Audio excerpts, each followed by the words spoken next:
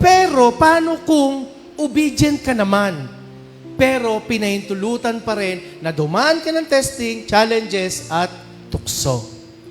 Alam nyo, hindi madali ang temptation lalo sa mga usaping laman.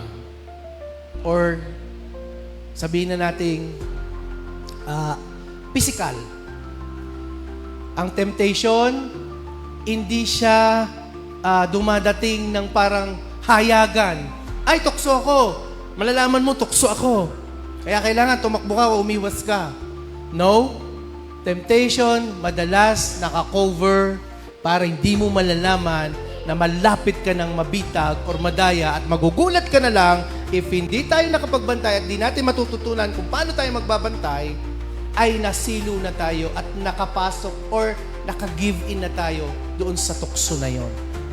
Madalas nangyayari ito sa mga mag-asawa na nawawala ang loyalty sa isa't isa. Since hindi sila magkasundo, makakahanap ng kasundo sa ibang lugar, madalas sa trabaho, madalas sa opisina, madalas sa kaibigan or best friend, at gagamitin ng kaaway para dayain, no? Para makaramdam ng tinatawag na pandaraya. Ay, buti pa itong aking best friend, nauunawaan ako.